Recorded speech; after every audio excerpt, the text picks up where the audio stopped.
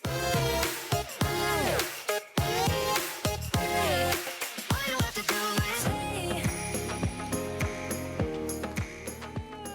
one told me that she was presenting it.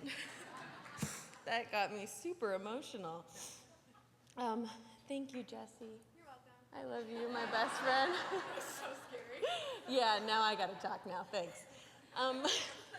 That speech is pretty spot on because my prepared speech has nothing to do with me.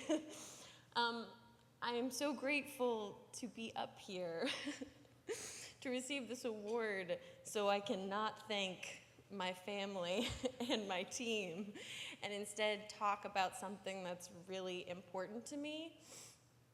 I'd like to bring to light an aspect of our industry that has risen to the surface in the last week. It's an issue that's been bubbling since really the whole time, but this issue has a solution that each one of us in this room can participate in.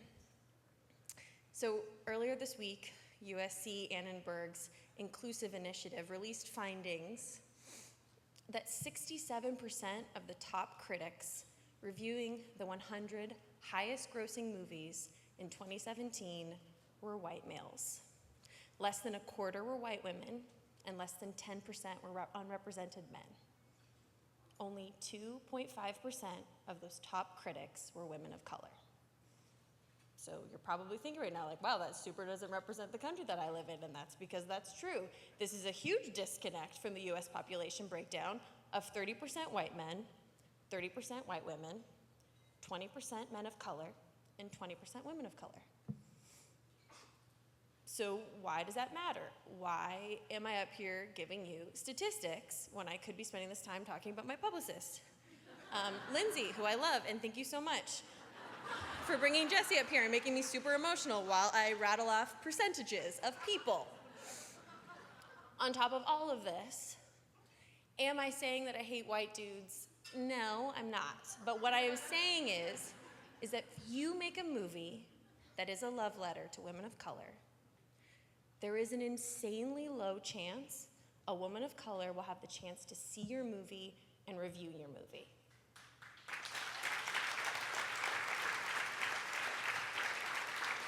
And this is also not to mention other people besides white dudes like Star Wars and would love the opportunity to do a set visit.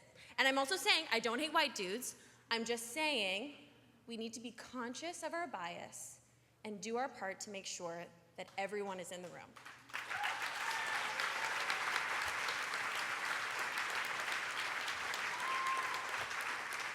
It really sucks that reviews matter, but reviews matter. Good reviews out of festivals give small independent films a fighting chance to be bought and seen. Good reviews help films gross money. Good reviews slingshot films into awards contenders. A good review can change your life. It changed mine. Our industry has gone through a major growth. Thank you for clapping for my good reviews. I love that review. It's so excited to be yeah, that one time. Our industry has gone through a major growth. We are expanding to make films that better reflect the people that buy movie tickets, but they are not allowed enough chances to read public discourse on these films by the people that these films were made for. I do not need a 40-year-old white dude to tell me what didn't work for him about A Wrinkle in Time. It wasn't made for him. I want to know what that film meant to women of color, to biracial women, to teen women of color, to teens that are biracial. And for the third time, I don't hate white dudes. These are just facts. These are not my feelings, and I'm really sorry, Lindsay. Please don't kill me. As some of you know, I immediately jumped onto Frances's brilliant words, inclusion rider, and this was way before she had bumper stickers for her iPad, because I know that this means that my work will be shown, digested, discussed by a variety of people, not just a singular perspective. I want to know what my work means to the world, not a narrow view. Thanks, Mom. Women in Film had a completely inclusive press line tonight and are setting an example that this can very easily be the new normal. So what would it take for the critic pool to match this 30-30-2020 real-world breakdown, and how can we get there? Well, here I am. It's easier than you might think. The bottom line is that if each of the top 100 films in a year added 9 critics that are 3 underrepresented males, 3 white females, 3 underrepresented females, and the average critic pool would match the US population in just 5 years. Super simple. Here are 3 solutions. First, female and underrepresented critics can't review what they don't see, and many are denied accreditation or access to press screenings.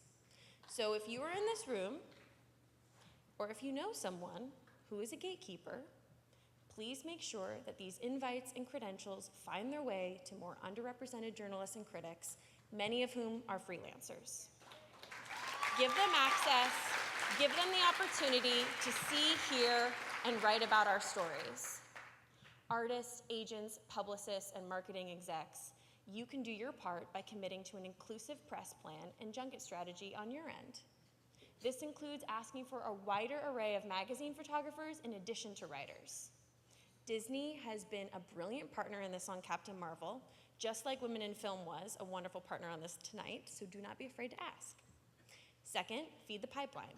I know you're thinking, Brie, we'd love to have a balanced pool, but there's not enough underrepresented critics and make this realistic. Okay, well, I'm super happy to tell you that 41% of bachelor degrees in journalism and communication go to white women and 22% to women of color. So the talent is there, the access and opportunity are not.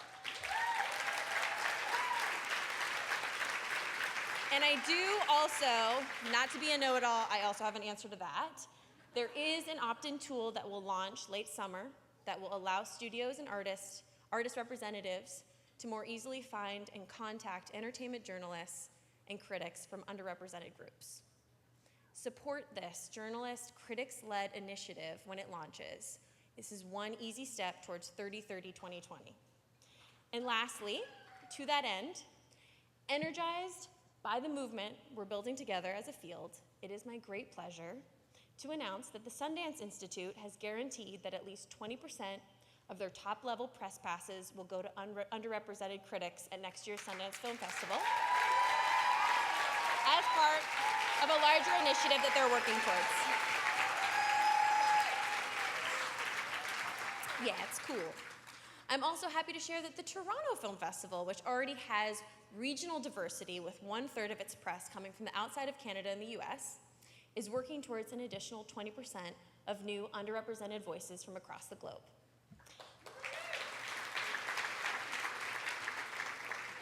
For women critics in particular, some resources from this initiative will come from TIFF's Share Her Journey fundraising campaign, designed to advance the role and representation of women across all areas of the film industry.